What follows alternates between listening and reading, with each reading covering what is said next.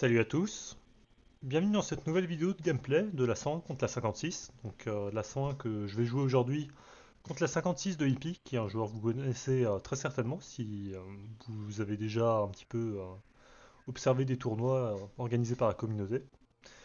Donc on est sur une nouvelle carte qui va sortir avec la prochaine update qui est Urban Frontline, donc une map qui est très urbaine pour le coup, avec notamment des tours qui offrent des points de vue très intéressants pour contrôler le terrain.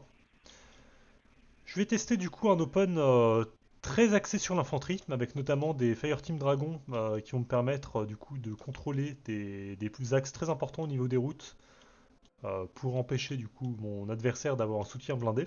Je vais essayer de débarquer rapidement en hélicoptère sur ces tours-là pour avoir un point de vue sur les positions ennemies et poser du coup des appuis immédiatement avec des équipes de mitrailleuses dans ces bâtiments-là pour empêcher du coup la moindre avancée et me permettre de contrôler le site.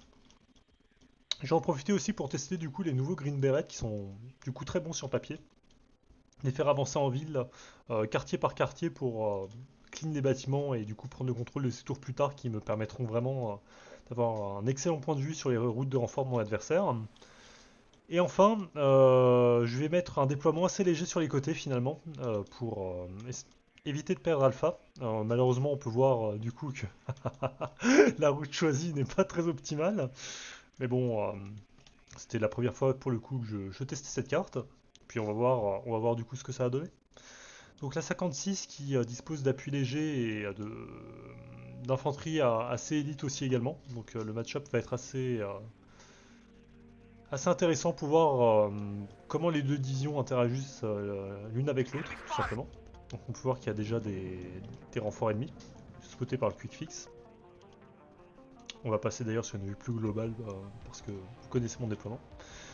Donc là on a toutes les cartes de Spetsnaz GRU qui sont sorties, donc les petits l'équivalent des SAS avec de la forward et du Stinger. Donc heureusement je me suis pas fait détruire mes hélicos, malheureusement à MiG-23, à m'en abattre deux va prendre quand même 130 points, donc c'était bien joué de sa part.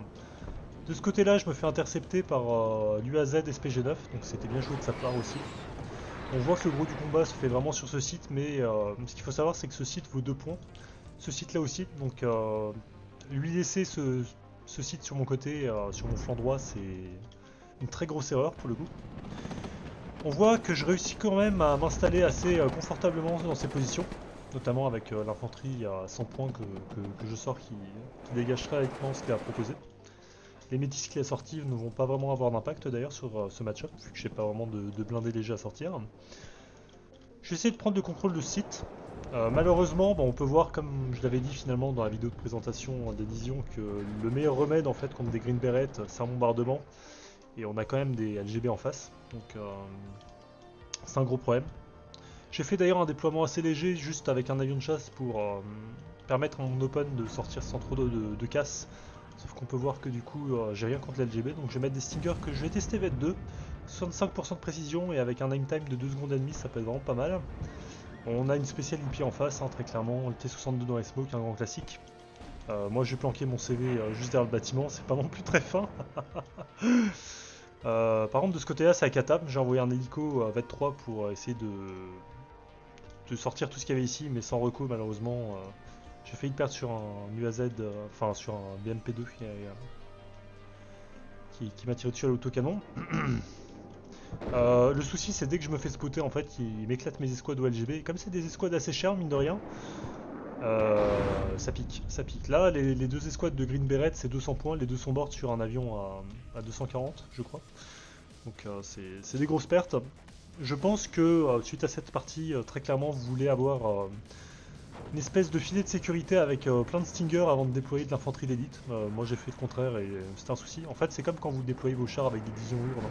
Si vous le faites sans réseau d'A qui est en place, c'est un petit peu contre-productif. Donc bon, je m'en suis rendu compte aujourd'hui. Ici, je vais tenter d'intercepter le commandement avec ce tank. J'arrive malheureusement légèrement trop tard, mais pour interdire l'accès, ça aurait été vraiment pas mal. L'aéro rifle va essayer de me donner la vision. Je perds mon fantôme, donc c'est vraiment pas bon là ce qui se passe. Hein. J'arrive pas d'ailleurs à sniper le T62 malgré l'axe des missiles sur les côtés, donc c'est un peu dommage.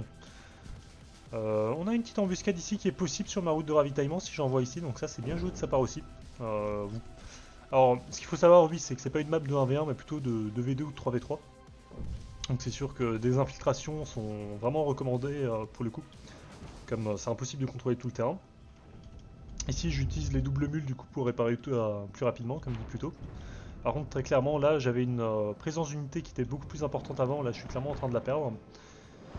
Je perds mon troisième escouade de Green Beret avec un Nico qui se va battre en arrivant, donc c'est pas de chance. Ici, je me suis pris quelques roquettes. Je n'avais pas confiance, malheureusement, qu'il a vidé ses roquettes, sinon j'aurais pu le terminer. Donc c'est dommage. Et malgré tout, en étant derrière le bâtiment et dans une forêt, il a eu quand même la vision sur mon char, donc je suis pas sûr du pourquoi, du comment. En tout cas, c'était le cas. Je rate avec mon Stinger. Et là, on a des escouades à 14 PV, donc lui, il a fait la rotation d'infanterie, ou même de l'infanterie d'élite plutôt sur la fin du match. Enfin, la fin du match, on est qu'à 500 points, mais j'ai eu tellement de pertes importantes et j'ai toujours pas traité le problème des MiG-27. Clairement, il a très bien utilisé sa domination aérienne. Et la 56 peut jouer comme ça, très clairement. Comme j'ai pas de longue portée et que j'ai pas vraiment de ligne de vue très claire avec les manpads, il y a clairement un petit peu du herbuli à faire avec. Je vais tenter un petit peu un débarquement désespéré avec le quick fix. Malheureusement, comme il y a pas mal de choses sur la carte, je me rends pas compte que mon Green Beret est sur le point de débarquer sur un BTR 70. Donc ça, c'est une perte qui coûte très cher. Il faut vraiment respecter les distances de débarquement. J'ai hésité en fait en premier lieu, soit je débarque directement sur le site. Avec le quick fix, j'ai vu qu'une escouade d'infanterie, je me suis dit que c'était bon. Malheureusement, il y avait le BTR à côté. Soit je débarque un peu plus loin et j'avance, je finis à pied. J'aurais dû faire ça, très clairement. Là, ça m'a coûté vraiment très cher. J'ai toujours le centre, mais comme il a pris ce site-là, bah, le plus 2 est de son côté, donc c'était pas non plus très rentable de all-in au centre. Il faut répartir un petit peu ses troupes sur ce site, très clairement. Sur cet axe routier-là, sur le site central évidemment, mais aussi sur cette partie latérale, notamment avec le combat de bâtiment en bâtiment, qui peut être vraiment pas mal si vous avez de l'infanterie d'élite ou des ingénieurs.